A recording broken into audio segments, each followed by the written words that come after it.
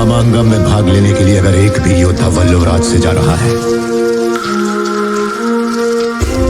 तो यहाँ की औरतों के मन में जलती बदले की आग की वजह से है।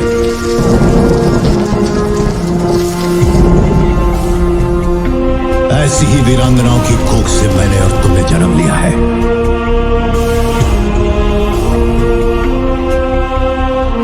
क्या शिवगामी की शादी थी एक पॉलिटिकल मैरिज? क्यों शिवा की तरह बनकर रहना चाहते हैं महेंद्र बाहुबली?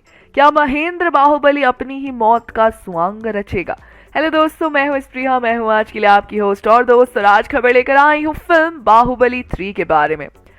बाहुबली के साम्राज्य में बहुत सारी कहानियां अभी दबी हुई है। एस राजामौली ने इस फिल्म को फिलहाल के लिए महेंद्र बाहुबली पर फोकस रखकर बनाया है, पर इसके आने वाले पार्ट्स में पुराने और नए कई किरदारों की स्टोरीज रिवील की जाएगी, जिनमें से सबसे इंटरेस्टिंग स्टोरीज होंगी शिवगामी की।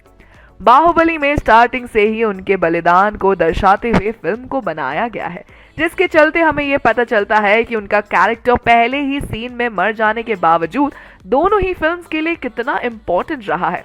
ऐसे में अगर बाहुबली 3 में शिवगामी के अतीत के बारे में बताया जाए तो ये बहुत ही इंटरेस्टिंग होगा। उसके कई पहलू हो सकते हैं। यदि राजाओं की शादी राजकुमारियों से ही होती थी तो शिवगामी भी किसी देश की राजकुमारी रही होंगी। अगर वो किसी देश की रानी थी तो उन्होंने पावर के लिए हैंडीकैप्ड आदमी से शादी क्यों करी?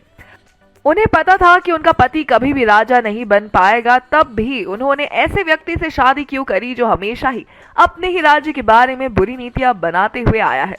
या अगर शादी के कुछ सालों बाद में पता चल गया था कि उसके पति की सोच विषैली है और वे उनके दोनों पुत्र को एक समान नहीं मानते, तो शिवगामी ने उनके पति को क्यों नहीं छोड़ दिया? इन सभी सवालों का जवाब ये तो नहीं हो सकता कि शिवगामी किसी से डरती थी या उन्होंने प्रेशर में आकर ऐसा किया। ऐसा इसीलिए क्योंकि शिवगामी एक बहुत ही स्ट्रॉन्ग लेडी है, जिसने हमेशा सबसे पहले अपने राज्य के बारे में सोचा है और बुरी से बुरी परिस्थितियों में भी हल निकाला है। उन्होंने युद्ध भी जीते हैं और बिना किसी राजा के सालों तक एक पूरा राज्य भी संभाला है। ऐसे में उनका माहेशमती में बहू बनकर आने का एक आसान रीजन एक पॉलिटिकल मैरिज भी हो सकता है। पुराने समय में जहां राजकुमारों की जरूरत राज्य को आगे संभालने के लिए होती थी, वहीं राजकुमारियों की जरूरत हमेशा से ही राजनीतिक रिश्ते बनाने के लिए होती थी। ये माना जा सकता है कि शिवगामी के पिता भी देवसेना की भाई की तरह ही एक छोटे राज्य के राजा थे और माहेशमती की ताकत के सामने आवाज नहीं उठा पाए। और अगर वह सच है तो कितनी कठिनाइयों से गुजरने के बाद भी क्यों शिवगामी ने देवसेना के साथ वही किया जो उनके साथ हुआ था? इन सभी सवालों के जवाब हमने फिल्म के पार्ट 3 में देखने को मिल सकते हैं। फिल्म के पार्ट 3 के बारे में ये खबरें भी आ रही हैं कि महेंद्र बाहुबली को सिंहासन रास नहीं आ रहा।